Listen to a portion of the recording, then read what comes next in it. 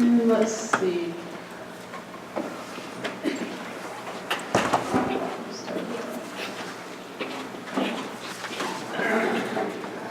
Okay, you want to make sure you link the balance sheet that we just put together and the budgets. And for now, don't worry about any alternatives. We're just going to put in the base plan, which is the operation as it stands today, and then we're going to look at some other scenarios.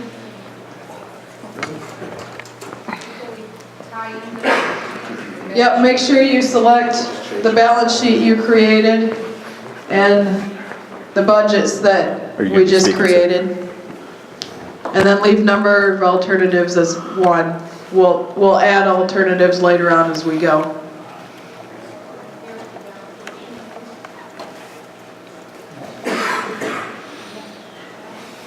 Okay, and then we're gonna go to the crop plan.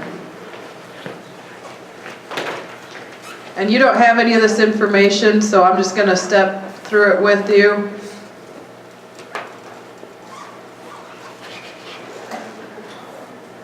So, pasture, we own 320 acres, or the farmer does.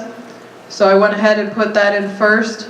The way I worked through it is the owned land, the share rented ground, and then the cash rented ground. So you'll see the same budget different times. To get the acres straight in my mind, that's how I broke it out.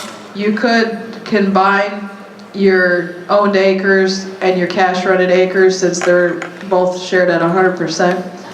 So our own pasture is 320 acres. And how you do that, I'm sure everyone figured out now. You just click that and find the budget. Our alfalfa hay is 60 acres on the home place. We're going to do 33 acres of corn silage on our home place. Let me know if I'm going too quick. You did spring wheat.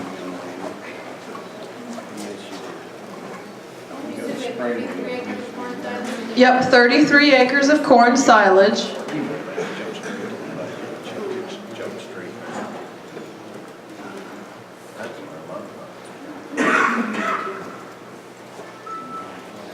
Corn feed at 100 acres.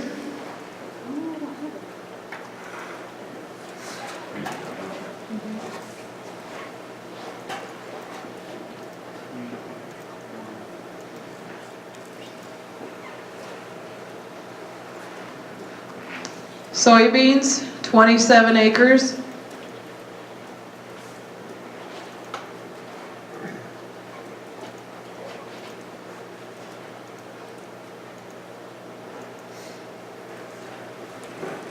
And winter wheat at 100 acres.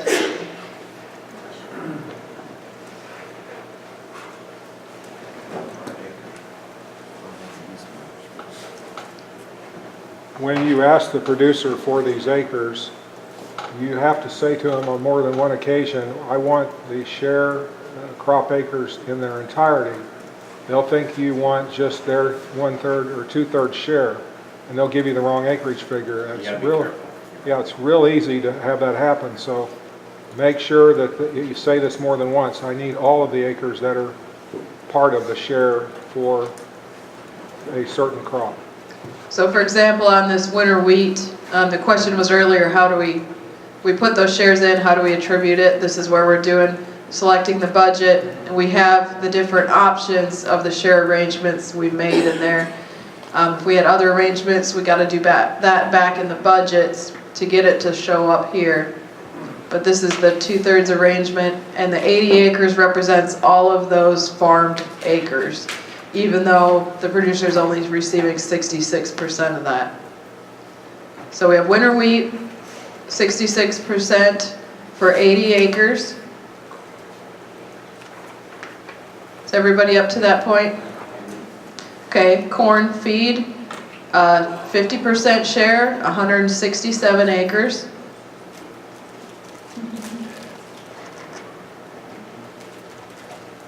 Soybeans, 50% share at 140 acres.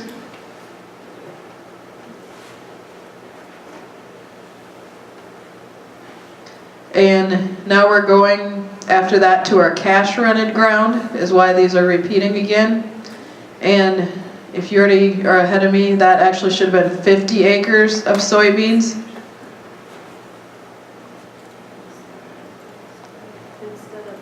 Instead of the 33. I caught a mistake when I went back through it the other day. Soybeans should be 50 acres. 25 acres of corn.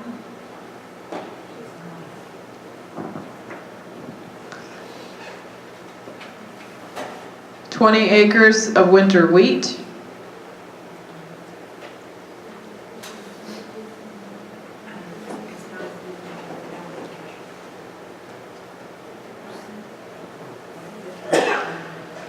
And then we're cash renting 1,280 acres of pasture.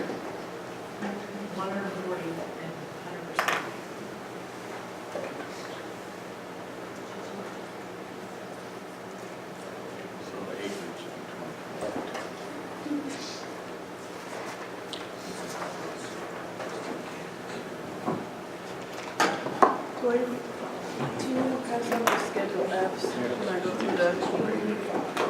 Okay, does everybody have the crop plan okay? What's our total acre? Our total acreage is 2,402. Last pasture is 1280. 1,280, yes.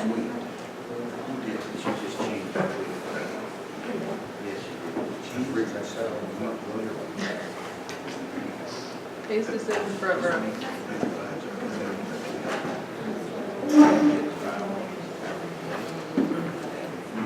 What was your total acre, Ron?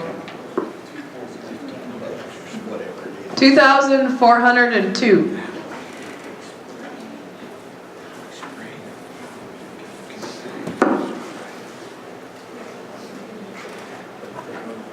Okay, it doesn't look like I got to the livestock plan, so we can go ahead and do that together. Our beef backgrounding, we're gonna do 300 head per year, like we did this year. And then our cow herd,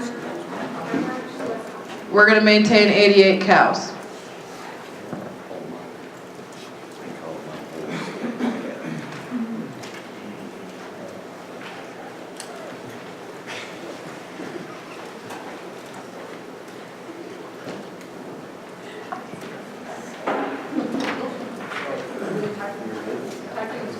Okay, everybody get that far? So in the base plan, we are not going to have any new investments or be selling any assets. We're just doing as the operation as it stands today. If you go into liabilities, all of your loans should have pulled through from what you put in the balance sheet. Go ahead, I Mark. have a question back on the livestock plan. This one I struggle with, Dwayne. What's that leased AUMs mean down there? Is that my pasture, acres? I've never gotten this AUM thing squared in my head. So how, do you use that or No.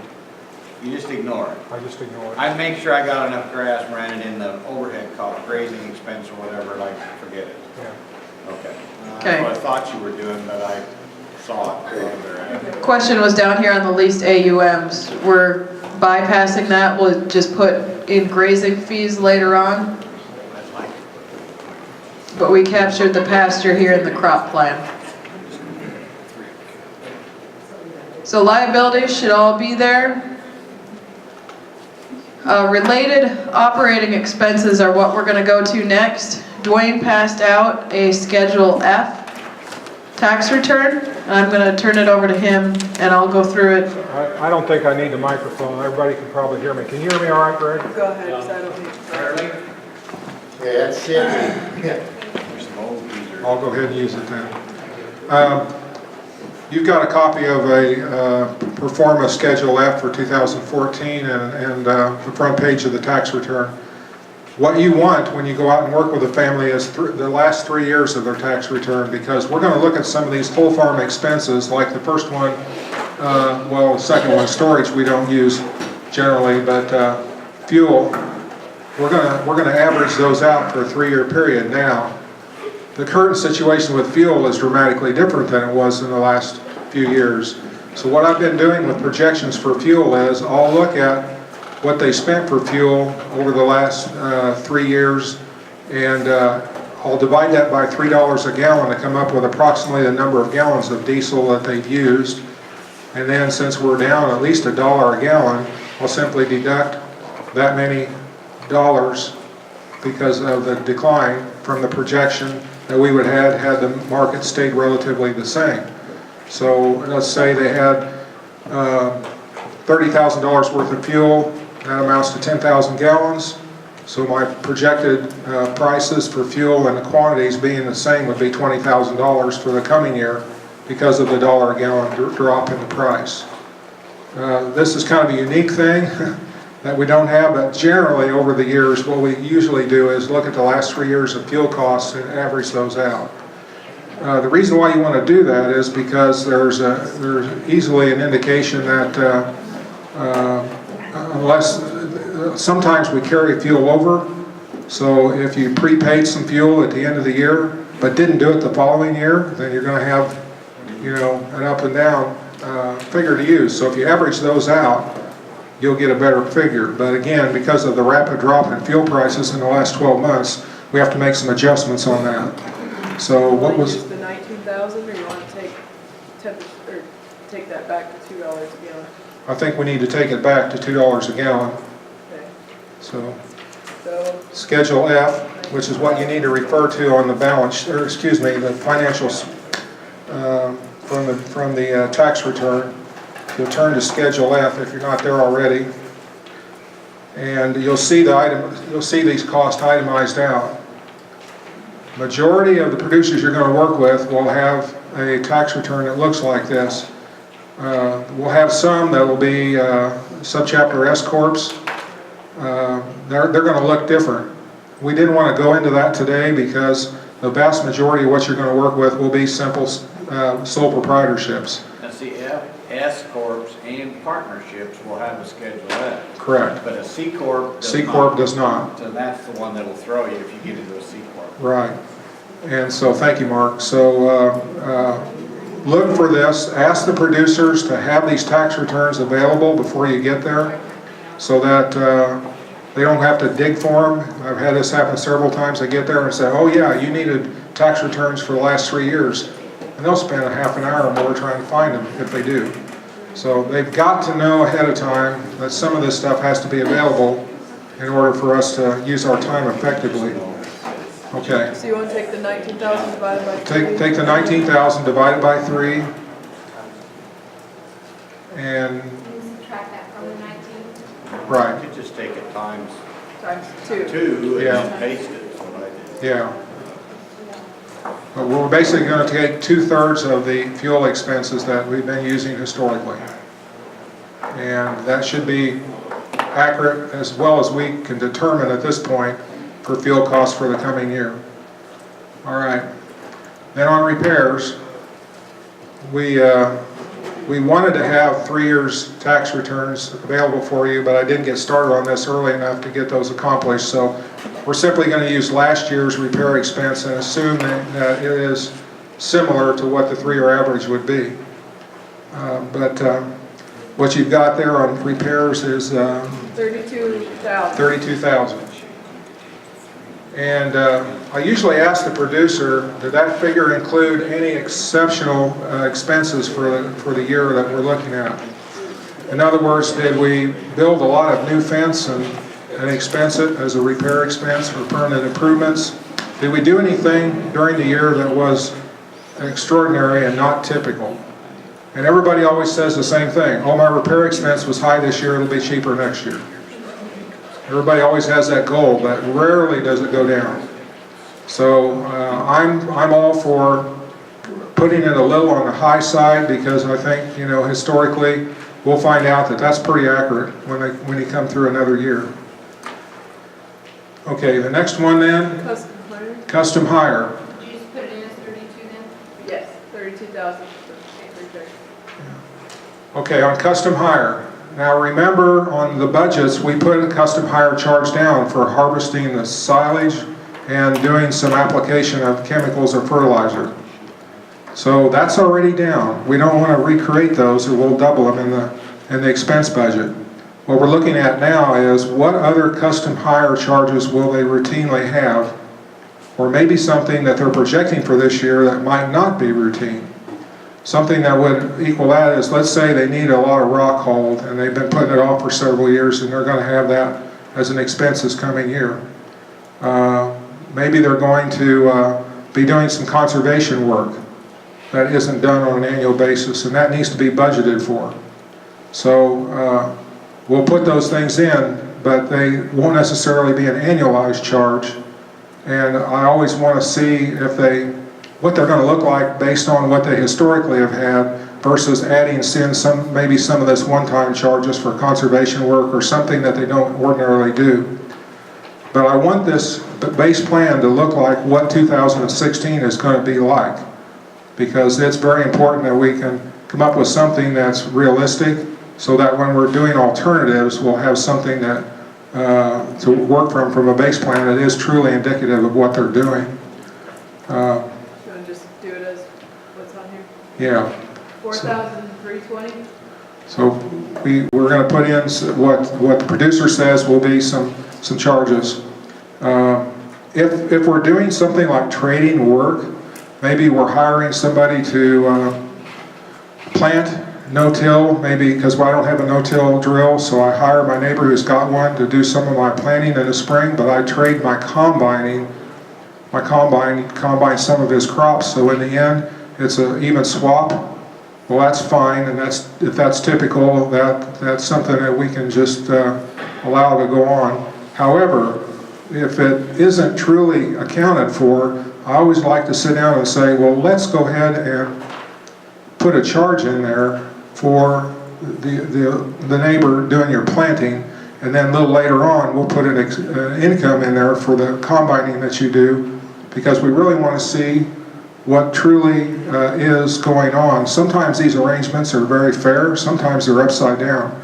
And I've had clients before tell me, well, we got started doing this 15 years ago and I can't seem to get out from underneath it.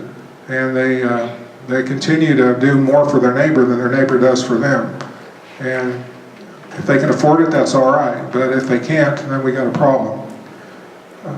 On this tax return, did this catch the cutting of the silage and the application? It may have, I don't remember. It says it's not really in there. Yeah. The nice thing though, Robin, is you can plug it in here, run it and go, oh, that's way too much. Come back out and back it out. I would probably take it out, this, and leave it in the budget. I think it's going to be double captured. I think this was supposed to be what was on the budgets. Okay. But I'll play a number and go back and forth to make sure it makes sense and create teachable moments in the process of, this is discovery for them. Yeah. If they forget, well, they really don't remember what they spend money on. Right. You know, this Schedule F is what the accountant did. That's not their number, it's the accountant's number. Yeah, it's a They're tax mentally return. disconnected from it, and so it's part of the process is getting them to take ownership of what it actually costs them to run their farm. This can actually have a fair amount of discovery in it for the farmer if they're not sharp managers. And then sometimes you'll have a situation where, well, yeah, we had our silage cut, but we didn't pay the bill till the next year. So on the accrual, it was accounts payable at the end of the year. Didn't show up on the tax. Didn't show up on the tax return. So that's where the balance sheets are very important, especially if you go back the second year about the same time and do it again. And when I've got 3 complete years of balance sheets for a producer, then I get a pretty good handle on what's going on. And so it takes like 3 of them to really get a feel for what's going on. But your initial stab at it is going to be based on trying to make sure you collect all the data. So in this case, anything you did on a per acre basis, whether it be harvesting expense of any kind or planting or spraying, let's make sure we don't double that in here under custom hire. And I like to put all those charges down on a per acre basis, so when I come to this, all I'm looking for is things that are not necessarily ordinary, like the conservation work or hauling gravel or those types of things. So, Hired labor. hired labor, okay. Hires his brother to help harvest every year. And so that figure was $5,000. $5,000, yeah. So that's, Sign that. yeah, so many Looking times. for a supplemental income over here. That's a trade-off in a lot of cases too, where the value of what he did was offset by something that they traded. But so what we're looking for here is what did he actually pay for hired labor? What is on the books is an actual expense and it's typical and he needs it. This is important for a couple reasons. One is, well, you remember we put per acre an hour figure for each acre or each head that we did. Then when we look at hired labor, we're going to look at how much he's spending for hired labor. And then I get somebody that says as an alternative, well, we'll get out of this problem I got with the bank by increasing our cow herd by 50 head, but we don't come up with any extra labor and we're already maxing out what we're doing. Now, is that going to be realistic? That'll be a red flag that the bank will pick up on right away and say, this guy's never going to sleep, you know, this doesn't make sense. He's got to have more hired labor as if he increases the size of his operation in some cases. Now, taking on more ground, maybe not, because the size of his equipment might be such that he could handle that.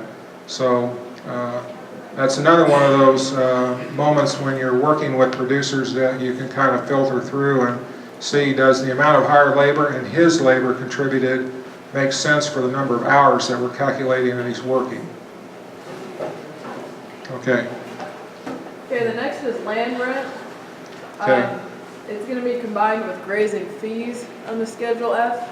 Right. So I'm going to actually break those out.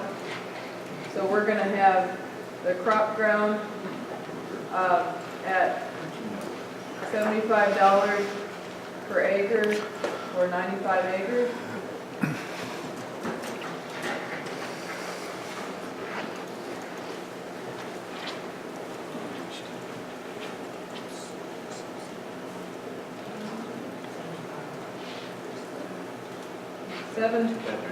$7,125.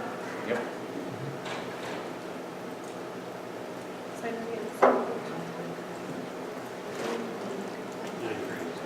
And pasture rent will be put under grazing fees.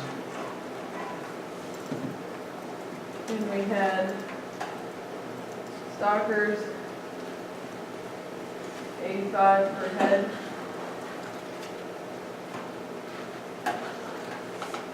And there's 300.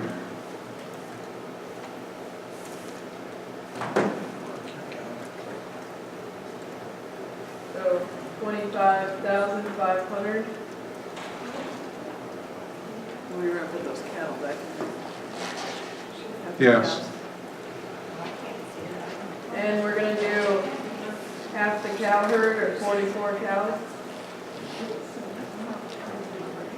At, you say 150? No, 200. 200. Oh, you're in this bulk. Oh,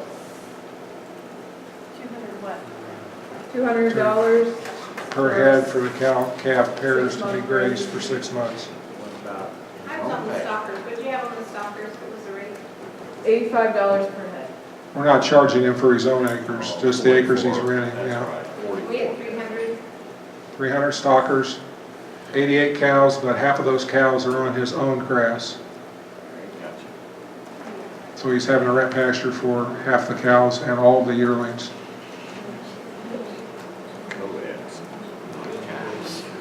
Now, one thing I found out that can be more helpful here is you can detail out, you can put the description here, but then below it, don't put anything on the right side for the numbers, and below it say, okay, this Joe Smith, we owe this much pasture rent. You do the cows there too, or you got grazing fees? So I'm looking at it like. better than mine. Okay, so that's different than the land rent. Land rent doesn't have. Land rent That is was just better. for the crop. When I came back, it only said 300, so I multiplied it. Okay, so we got it correct now. And you're Yeah. putting that in the grazing fees, pasture rents. Yeah. As I was saying, I like to put the landlord's name down and itemize what they pay each landlord, because when you're working on alternatives, you may be at a position where you're adding or subtracting a farm for various reasons, and it's easy to identify which farm that is, and some of these farms may have different rates that you're renting for. So you can be more precise by putting, instead of just listing the cows at 8,800, maybe that's two different landowners, and you're renting pasture from a quarter from each of them, putting 22 cow-calf pairs on each one, but one has a different price than the other as far as the rental rate is concerned. So the more detail you can put in here, the better, because you're going to reflect back on that at some point and need to know what that detail was as you work through some possible alternatives that will be coming up. Why is the 44 heavy then? Because he's got a 320-acre pasture that he owns that will take care of half his cow herd. So we need to rent enough for 44 cow-calf pairs. Okay, real estate taxes. And, you know, in most cases, they're going to give you the total taxes that they pay, including their homes. So I always tell them, okay, we need to figure out how much is going against your personal home and take that out, because that's not a deductible business expense. That's part of your personal living expense. Now, we know, Mark, that the majority of them don't want to do that, but our goal is to be accurate and be legal. So I'll tell them, I say, if they'll say, well, I don't know where that number is. Well, you give me any tax statement from the county you want to. It's listed in there. You can see it. It'll tell you specifically how much it goes for FR, farm residence, and how much is for ag land, because it's divided out.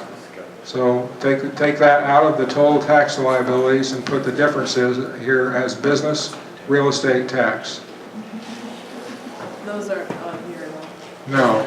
That would be, you would get that out of your statement from the county for your property taxes. Let's do 7,850 for real estate and 700 for personal property. And personal property, basically, it just involves tags and taxes on trucks. You So you're know, not using the numbers for the real estate taxes or the ag land, no more. so yeah, personal property tax is pretty much all just simply taxes and tag expenses on trucks. 1-ton trucks and larger. So our farm insurance then? Okay, farm insurance. Now, when you look at the tax return, it's going to have a figure that's higher than what we're going to put in here, because it includes crop insurance. Remember, we did the crop insurance premiums on a per acre basis. So what we're looking at for here is all other deductible business insurance. And so if you've got a master plan policy, it'll list on there, it should itemize out what the deductible business insurance is. Here's another example where the house can be thrown in. And we don't want that. We want to make sure we take the house out. And, well, it gives, I know what you guys think. It basically, you leave it in there, it gives the IRS auditor something to find. They're happy. That's the way I do the taxes and the insurance. Yeah, leave it in there, and if the auditors find it, they're happy and they don't dig for anything else. That's right. I go for the little stuff and then get on with it. Yeah, but So, but you get like a shop building. Throw them about. yeah, so what we're looking at is all business insurance. So you might have a car that's 50% business use, 50% personal, so we'll take half of the insurance off. You got pickup trucks that are business use, then that's 100% deductible. Your casualty insurance, your buildings, your machinery, all of that is deductible. And so they've got to either know that ahead of time before you get there, and I can appreciate where Mark's coming from, but I like to get it divided out, because I want to give them a really good idea of what their true living expense is. If they didn't have that business, they'd be paying insurance on their house and everything. And so let's get down to what really is deductible and what goes under family living. That way we get a good, clear picture of what's going on here. Utilities? Utilities, there's another example. Most utilities are percentaged out. What's typical, Mark? 75-25 or? Well, what we do, my shop, we just say $2,400 is personal and everything else is business. Yeah, so a flat rate It's a for flat $200 a month. $200 a month And we've already taken that out of this number, so what's on here is the theoretically deductible should be portion, the business portion. provided that the accountant did take off for personal And use the of rest utilities. would be, I think a lot of them are using 50%, Yeah. 50 to 75 if you do a percentage gain. If you're, unless you have a confinement facility of some sort tied in with the house A bunch of utilities, grain bins with aeration fans. Right. Typically, it's, or electric costs for pivot pumps, things like that. Now those things, the main thing is we need to take out what would be a reasonable figure for utilities that would be charged against the personal living expenses of that family. And it can be percentage, 75, 25, 50, 50, or as Mark said, you just take a flat so many dollars per month and call it personal utilities, and everything else then is deductible utility expense. Wouldn't the electric cost for pivot pumps be under your crop budget though? Yeah, make sure that if they are, we don't have any irrigation in this particular example here, but if we did, we would want to put the irrigation expense down as a expense in the crop budget if we can. but see, the point is, if the accountant put the irrigation electric under utilities, then you'd have to get it backed out. You wouldn't want to put the utilities directly off of the Schedule F because we're already picking it up in the budget. Correct. But see, what's interesting in this discussion is we separate crop insurance, irrigation fuel, and all that stuff out and put it under miscellaneous expenses and itemize it so we don't have multi-pieces in these. I like the way we do it better than what I see coming in from accountants. Yeah. You're gonna get stuff that's all lumped together because they're not thinking about separating it for any kind of management. So Mark makes a good point. What you see on those Schedule Fs that they give you really needs to be thought through and kind of investigated to see what went into that, because it could be an accurate figure based upon what you're trying to project, or it could be completely different. I'll tell you the one that I've seen that really threw me is under farm insurance. I saw people throwing health insurance in underneath there, which you're Really? not supposed to do. And the accountant took it right off the worksheet, stuck it on the Schedule F, and never even reviewed the entries.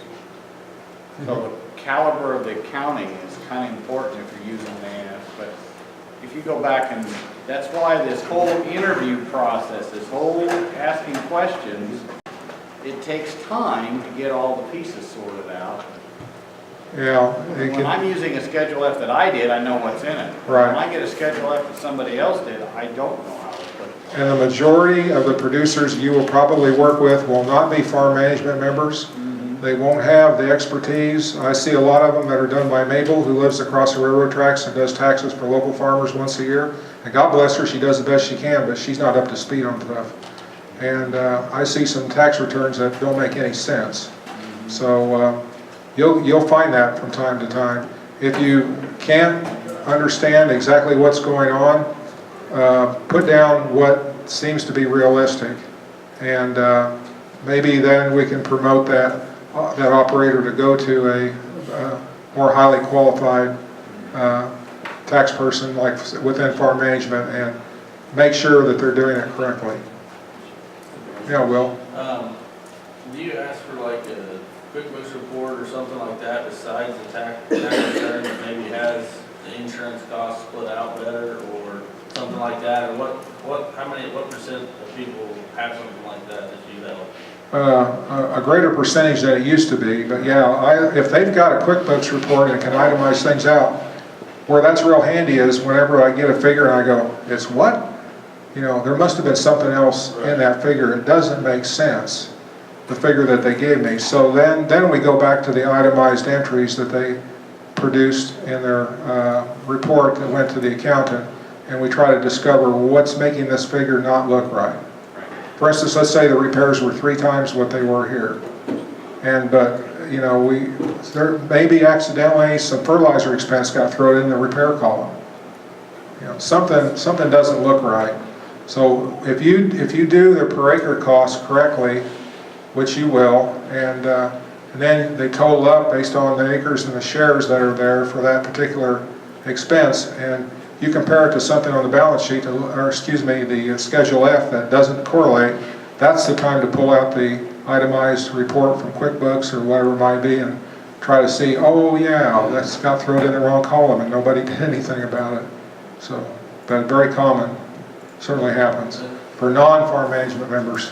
Why is the grazing fees of the land rent so much higher than what's listed on the tax return? Maybe I missed that, or, Because on the tax return, we forgot to put something in.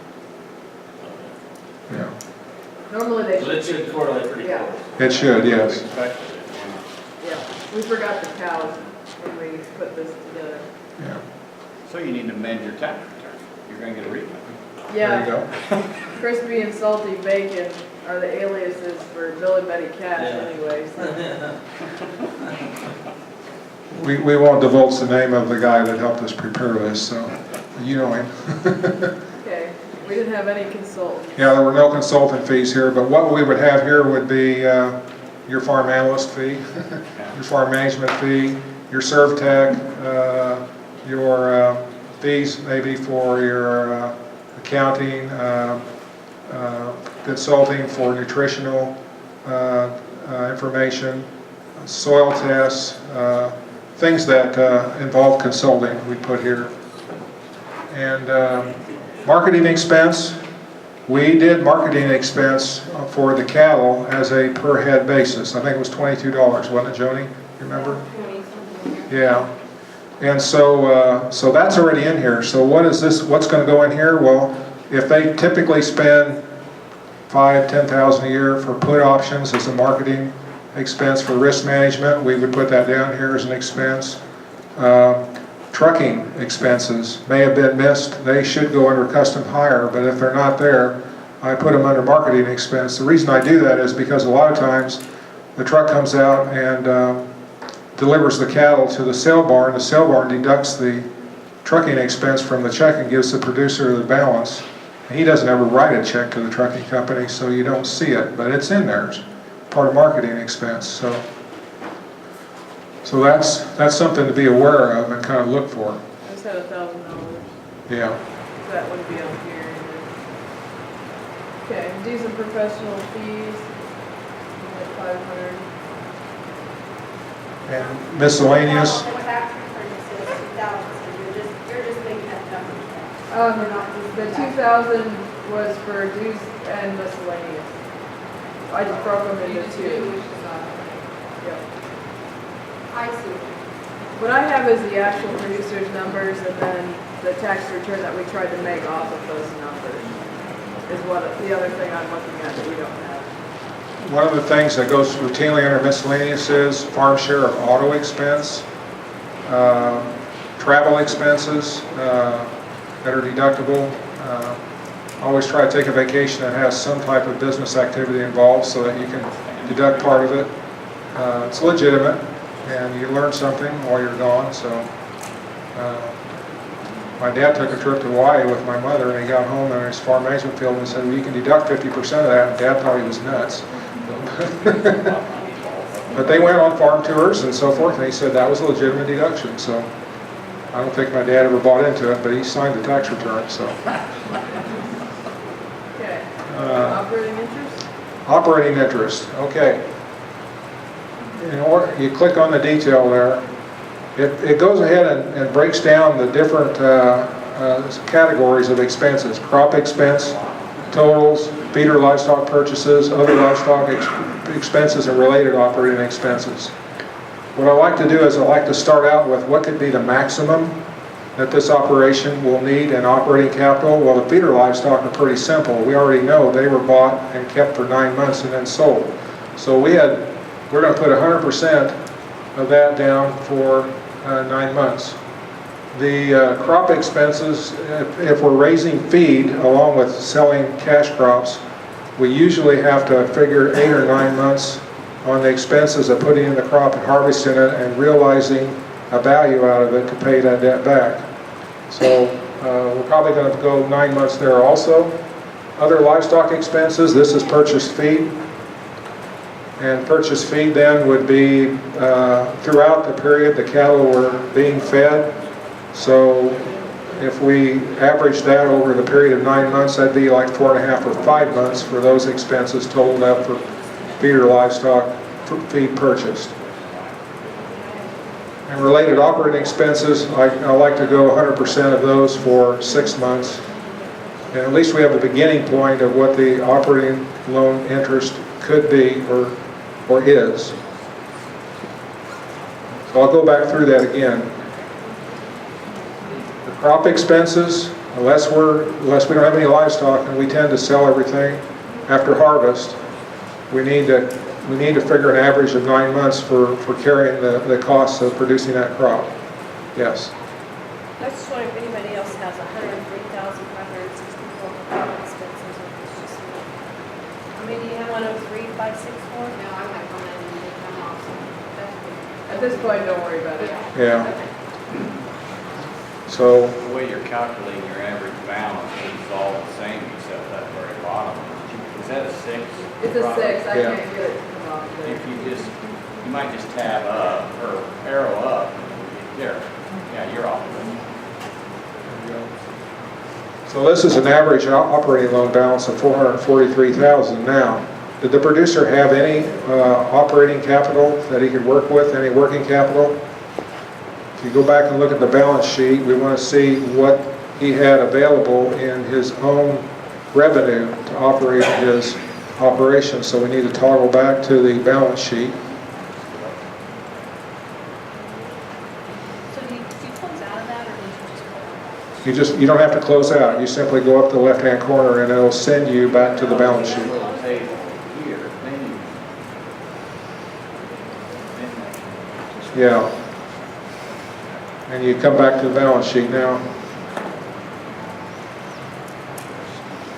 This producer on his balance sheet showed 493,000, 98,000 in current assets and current liabilities, including principal due on term debts in the next 12 months, averaged 450.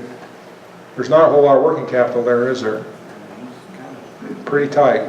the water's lapping in his nose. There you go. Yeah, it's pretty tight.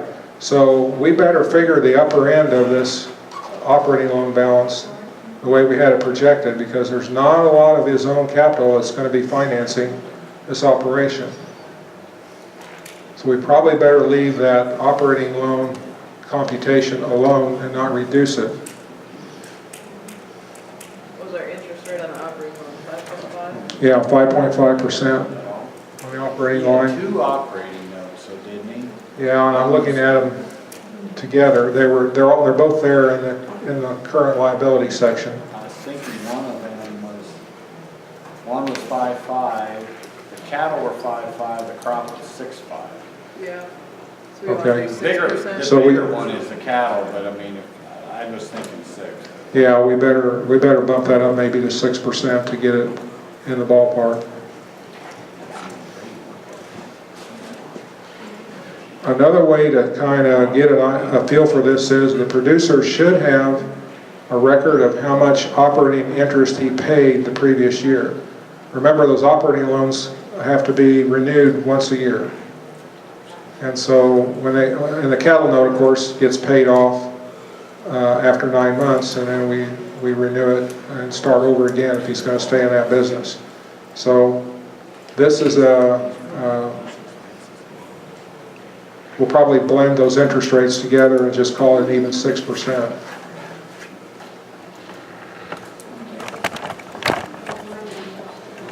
Okay, family living owner withdrawals. If you remember from my webinar, I have a way of trying to help producers come up with this, because the vast majority don't have a clue. They really don't know what they're spending. It's and it could be the Achilles heel and the whole thing. It could be profitable, but they're going backwards financially because they are not aware of what they're spending for personal living. And the fact is that what they're spending exceeds what they're earning, and so they're slowly eating the equity in their business. Very common. So in order to help them start to get a handle on that, if they haven't done any calculations before you get there, even though I've asked them to, is to take a couple of months of checking account statements from the previous year, and I like to start out with March and September.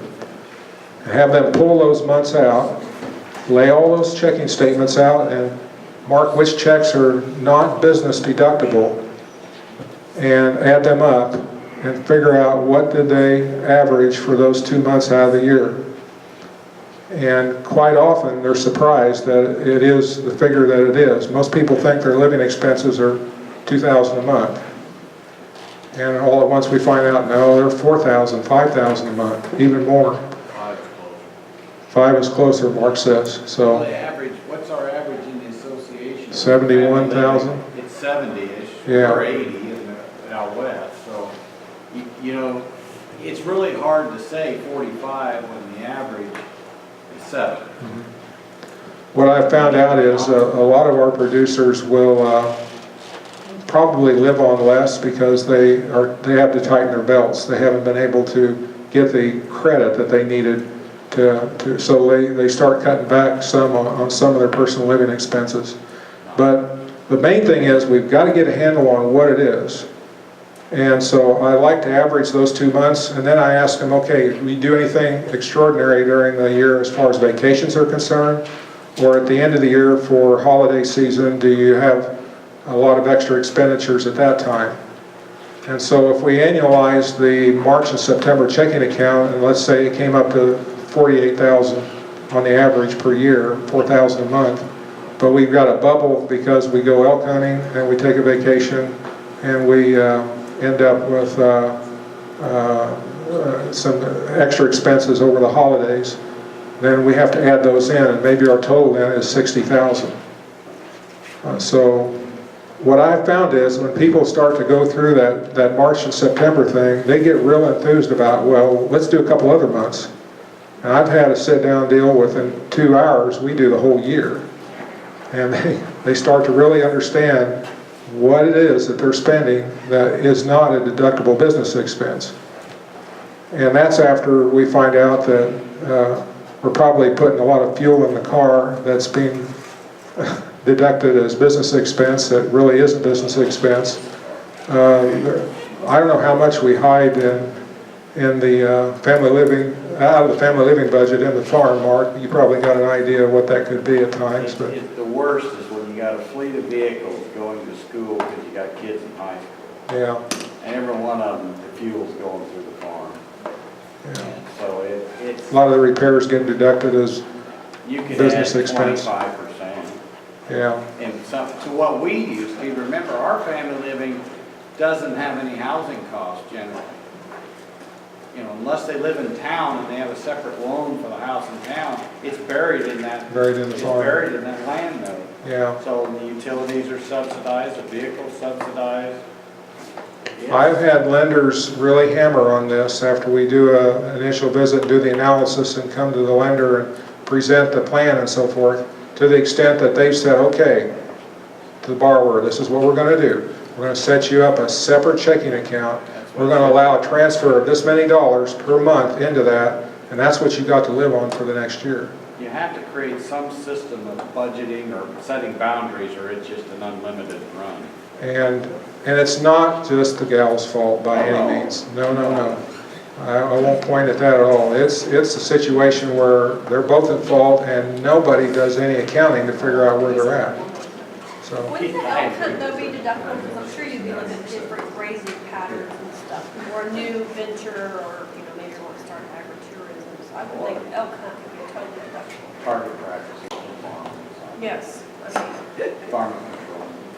it's all what you can theorize, so. Moving on. Betty teaches school at the local high school, and her salary happens to be equal to the family living withdrawal. She's been there for 50 years now to get that kind of salary. Yeah, she's been there a while. She might be the principal. Administrator. Okay.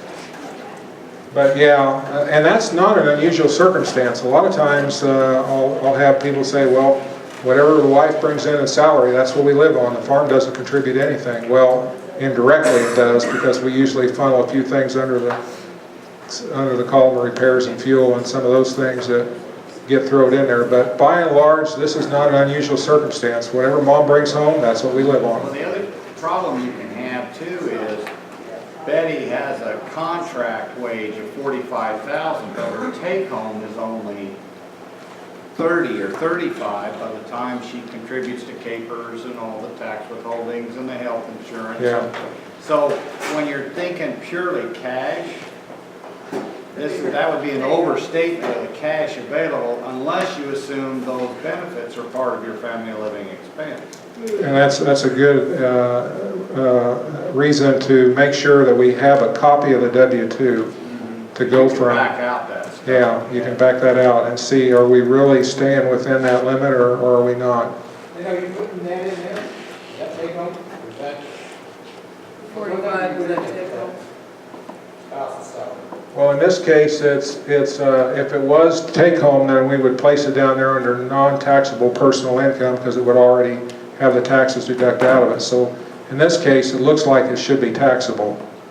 Because all the FinPac products attempt to calculate the income tax on Yes. net income. It's not real accurate, but it tries. So Greg, if it's W-2 net, then we want to make sure we don't tax it twice. So we're going to put it down there under non-taxable personal income because it's already had the taxes deducted. I don't like to do it that way. I'd rather put the gross in there from the off-farm and add it to whatever the farm makes so we get a complete picture of the tax liability with the combination of both. Or in the case if the farm's losing money, what is the tax implications for refunds for whatever they might be for the non-farm income that overpaid after you figure the losses on the business. My thinking is if you're going to put the gross in under the personal wages and salary, and I agree with you, then you ought to add the fringe benefits to the family living expense category. Yes, I agree. So, and they would be health insurance, medical reimbursement plans, And some retirement. retirement, yeah. Okay. What was it again? I couldn't hear that.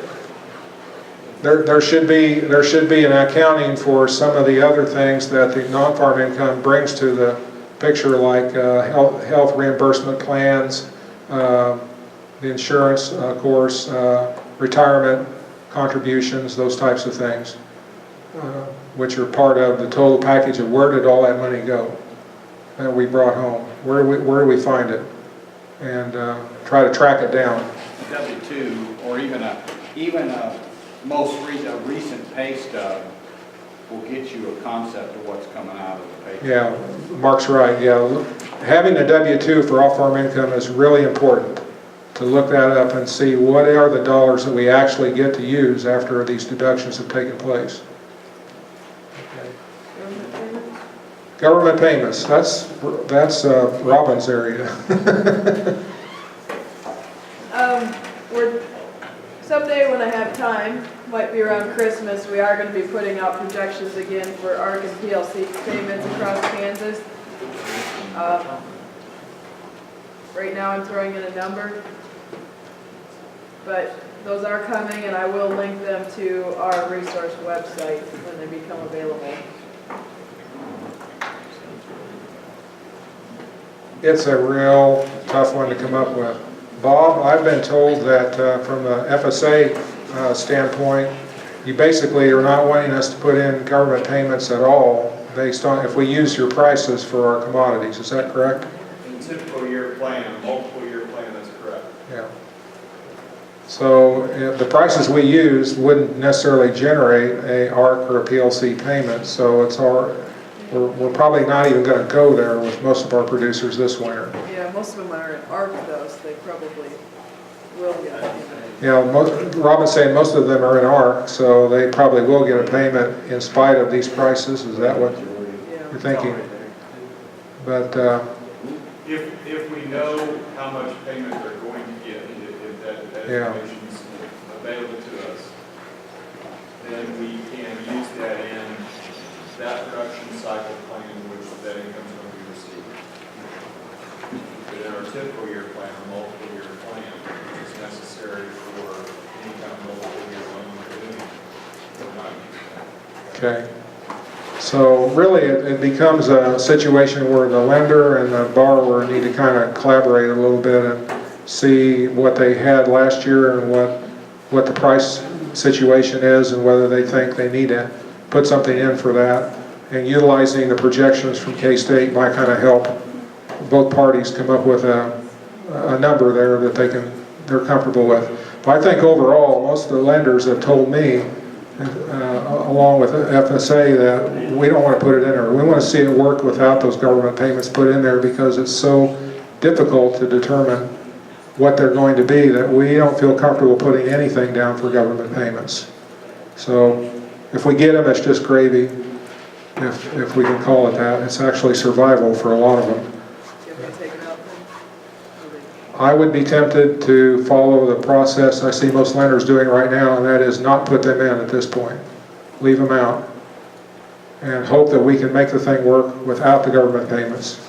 Well, and if that's what it isn't enough to make or break. Yeah, Mark's right. It's not the level of support it used to be, so it's probably in most cases not going to make or break it. Although I've had a couple of them that if we didn't have anything in there, they wouldn't have been able to cash flow. Right. So, all right. Appreciation?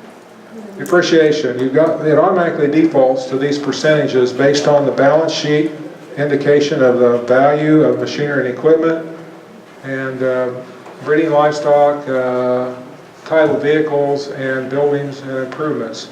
So in this case, we have a depreciation schedule here, but there will be one on the tax return, the most recent one.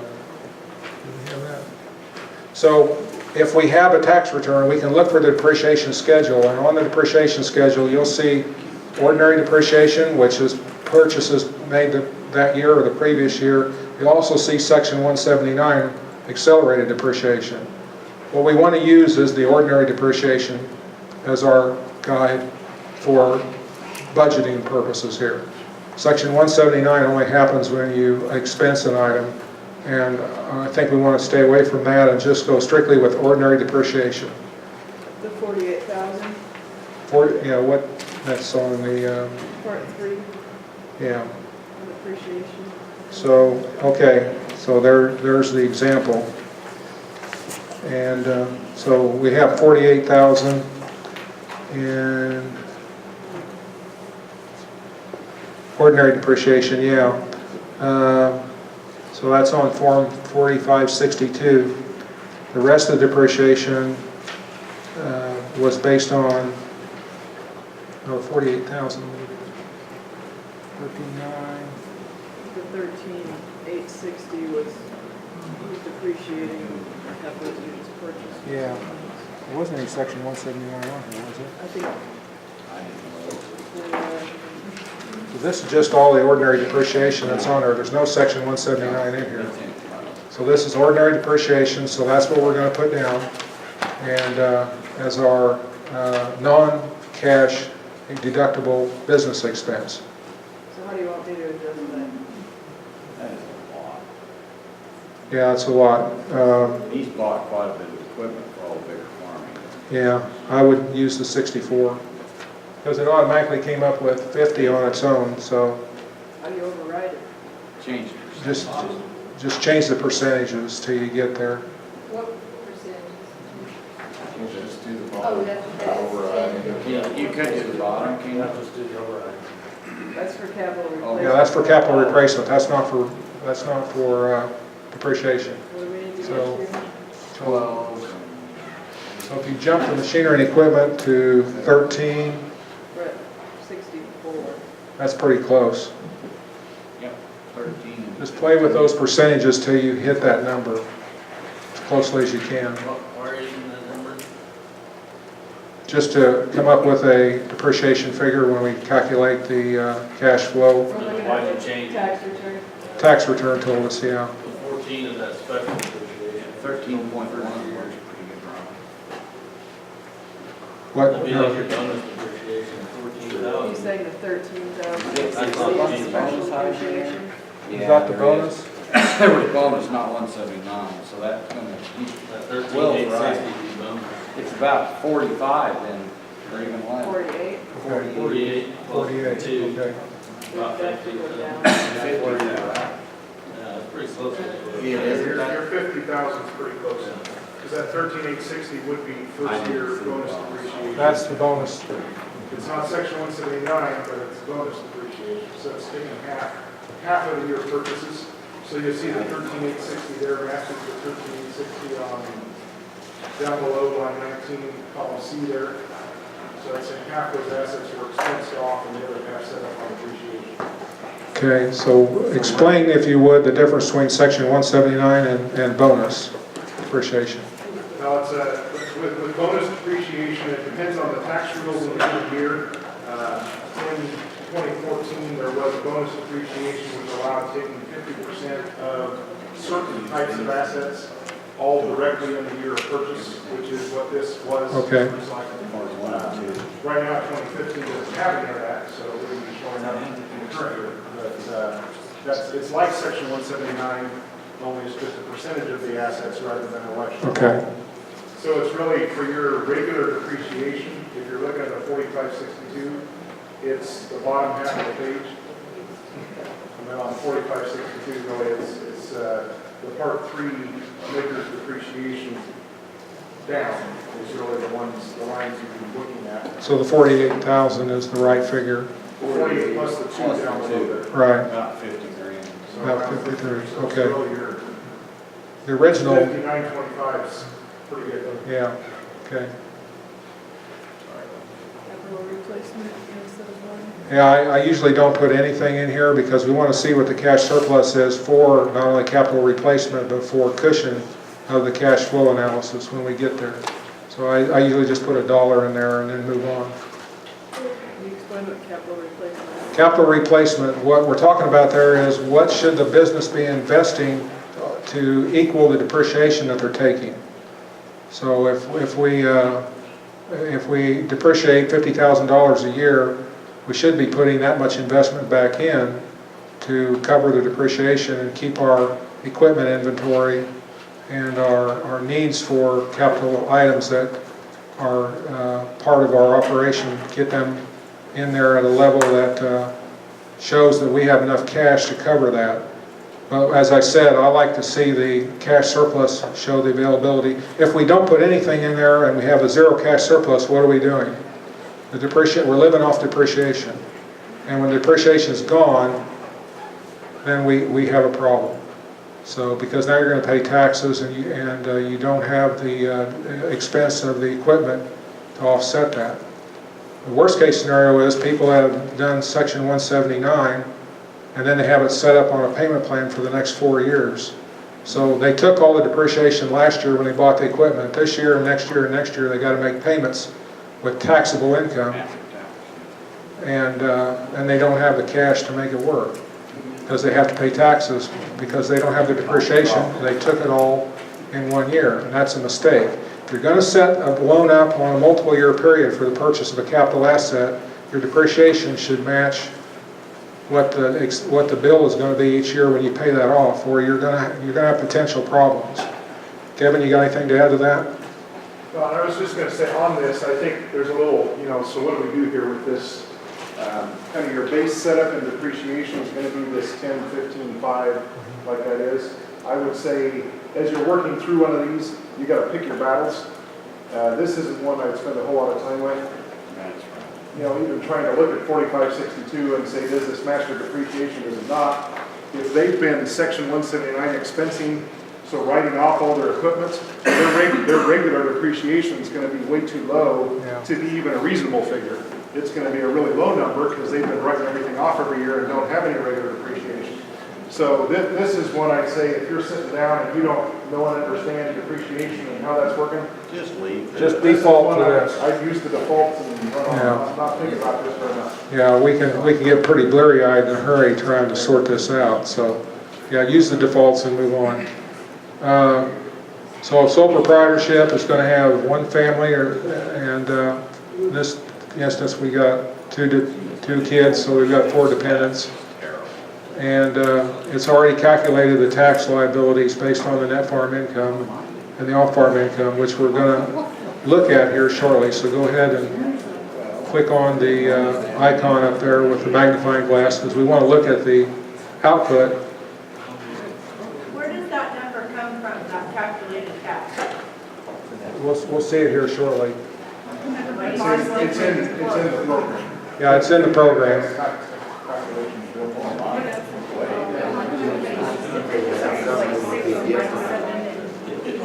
Well, it could be somewhat different because you may have some variabilities in your net farm income.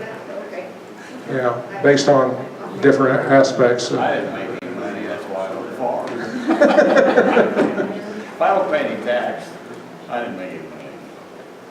So, okay, and we got one warning message, but just ignore it because it's talking about pasture purchases, purchase price for pasture. Okay, so your executive summary is going to have the details as you put them in there for the acres and the share percentages for each of them. And the same way on the livestock plan, the number of head that are involved in each of the budgets that we used. Okay, so if you look up at the top there, go back to the top, Robin, if you would please. Okay, right there. You'll see total crop acres were 802. Is that what most of you have? Everybody got a figure that's close to that? And the pasture acres are 1,600 and labor hours in the ballpark of about 3,400.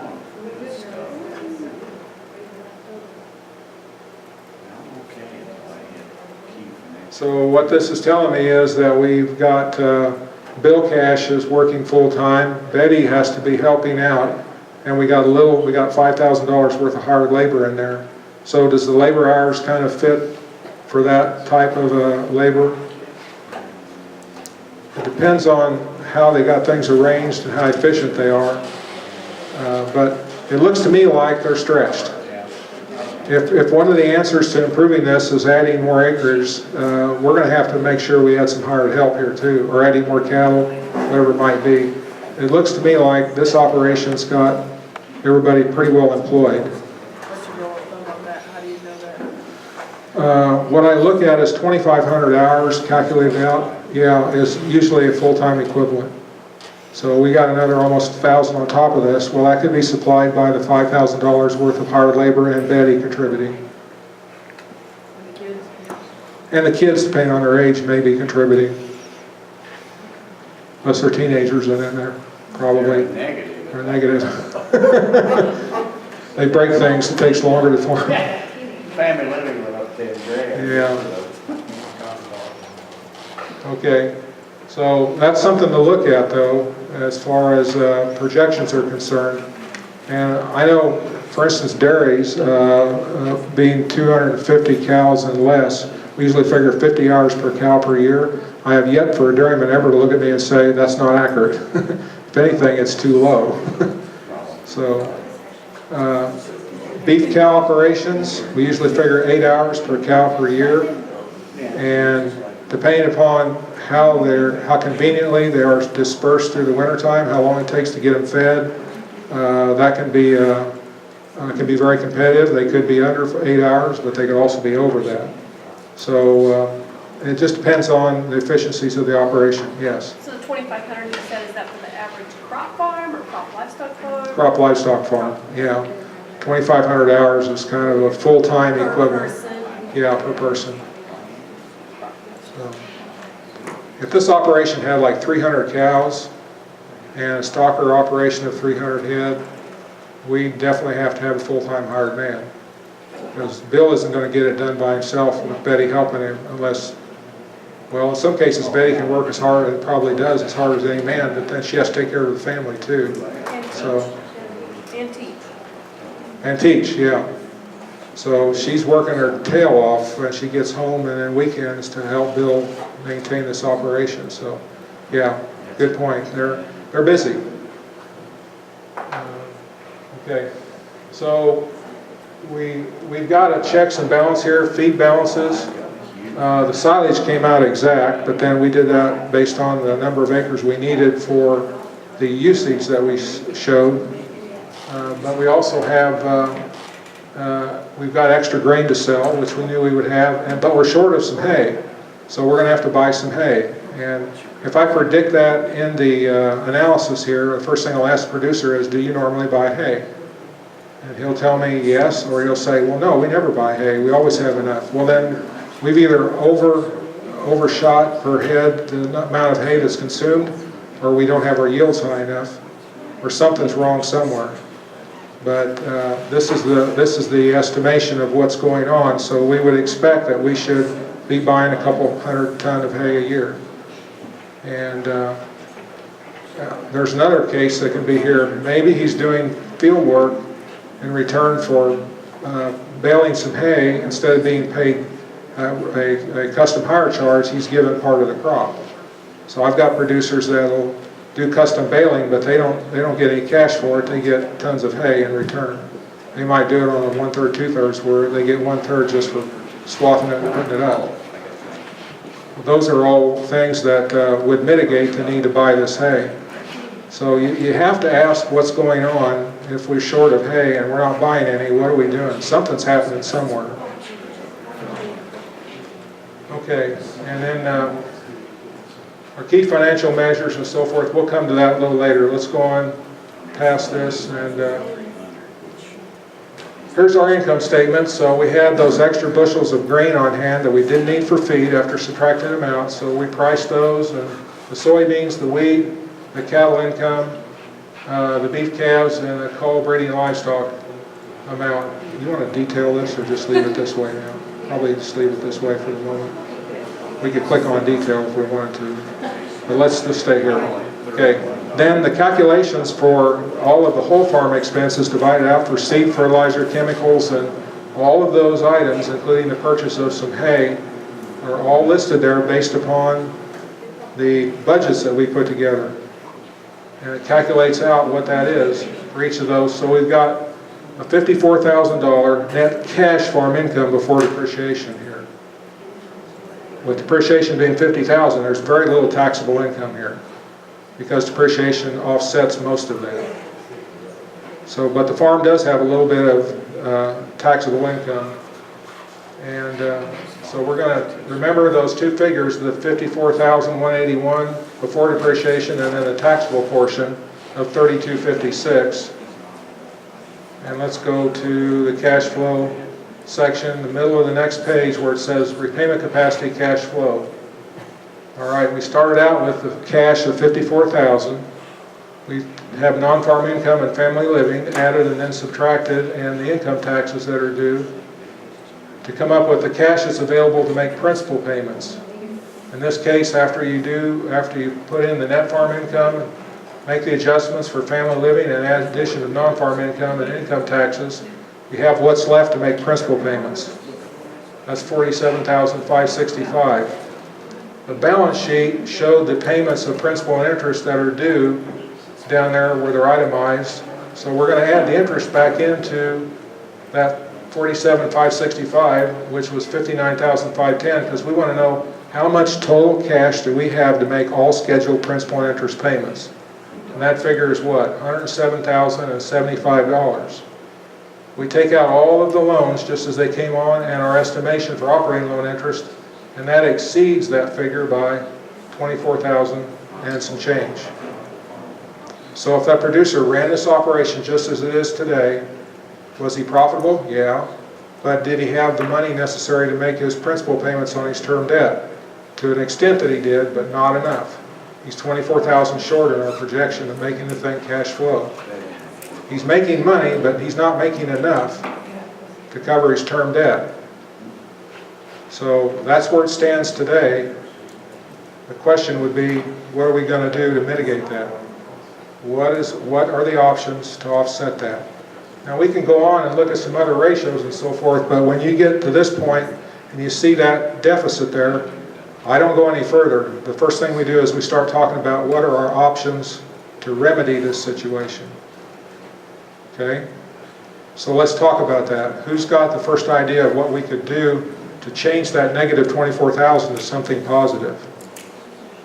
Well, the first thing I can think of is restructuring real debt. Look at his balance sheet again, and look at the amount of term debt that's on an intermediate basis. That has to be paid off usually in 5 or 6 years or less. And there's a lot of short-term debt there. Schedule D, if you want to go ahead and put up the balance sheet, Robin. Oh, this one, that, He's going. Yeah, if we, go to the balance sheet and, print out there. yeah, the executive summary of that. So go on down to page 3, I think it is. And Schedule D. Okay, intermediate loans, right down there. Well, there we go. All right, total principal balances on intermediate debt are $300,000 and some change. That's a lot of debt to pay off in a 5-year period. A lot of debt. So what can we do with that? Well, we can look at restructuring some of it against real estate. We could look at changing just some of the terms that exist on it now. And he's got some of it on a pretty, just a little bit of it at a pretty good rate, but most of that's a little bit on the high side. 6.9% on one loan, 6% on another loan. That's a little high for today's market, and there's a reason for that. The bank made those loans to him, but they were sending him a signal, you're a little bit more of a risk than what we would like you to be, so we're going to bump your interest rate up by 0.5 or 1%. Now the producers a lot of times don't know that. But that's the first thing I tell them is, I know the average interest rate, it should be around 5, 5.25. They got you almost a point over that. They're already risk rating you because they see this, that you're not covering your total cash flow needs. That's another reason why the lines of credit were as high as they were, and he had very little operating capital, because this probably been going on for 2 or 3 years at least. And what's happening is he's backing up that deficit into his line of credit. He's making his payments, but the line of credit's not getting paid back. And now the day of reckoning is not too far off, because remember the current ratio was almost a 1-to-1 on the balance sheet. Well, that's telling me right off the bat there isn't a whole lot of time to structure this and get this straightened out before it becomes upside down. So we've got to do something about this, and the guy's being proactive to do this analysis now and say, I need to do something. Probably the banker, who will be here pretty soon, will tell us what they look at when they're doing their projections, and when they send a signal to the borrower that you need to do something, you need to reanalyze, because what you're doing isn't cutting it. And if we've got adequate assets and a good cash flow, surely if we can figure out a restructure option, we can come up with a plan here that'll work. Right. So, are you thinking taking some current, moving it, or restructuring that stuff in the middle? Because most of his current debt is on those feeder caps. Right. You wouldn't restructure that, because that thing's rolling over, and it's your persistent line of credit that you're not getting cleared off. And actually all he might have would be that 87. He's bought too much equipment, looks to me like. Yeah. So then you're it's kind of this clumsy position of taking machinery notes and trying to roll it back to land, and that I don't like to do that. I don't like that either, because then I'm thinking maybe we need to look at his machinery line closer and see whether we need to change the way we do. But he doesn't have much on that line of credit I would want to stretch out, because it's capped. And another thing, if you take line of credit debt and you term it out, it actually is negative to the cash flow, because we were just paying interest on it, now we're paying principal payments on it. So that harms the deficit. It increases the deficit. It doesn't make it less. So really the only way we can try to restructure this is to take some of those intermediate loans and redo them against some real estate, put them in a longer term. And that's where his reserves are, is in his land. Right. So there are limited options here as far as restructuring is concerned. What other options should we be looking at besides the restructure? He's overfeeding the cows. Okay, Jared says we're overfeeding the cows. We need to look at our rations and see if we can be more cost effective. Yeah, we need to go back and dig through those budgets and figure out where are we competitive and where are we not. And how can we help this operation without restructuring debt, or with restructuring debt, attain a higher degree of profitability? Well, the first thing you do is start to compare the cow herd, for instance, against benchmarks from farm management members. That tells us where we're competitive and where we're not. Maybe our weaning weights are not cutting it, or our costs for feed are too high. I see that a lot. Some people overfeed their cows. They're not anywhere where they should be, and it's really hard for them to change that, because they get used to doing things a certain way, and it's really hard for them to pull back. But that has to be part of the process. You have to be able to look at those individual enterprises and figure out what are we doing that works and what are we doing that is not being competitive. And benchmarking is the only way we can really do that. Okay. So that's some of our thoughts about that. Our speaker just got here a little bit ago, and so we'll take advantage of his time when he walks in. And I think this would be a good time maybe to take a 5-minute break. Everybody stretch, get something to drink, and then we'll. And Robin's going to get the cookies.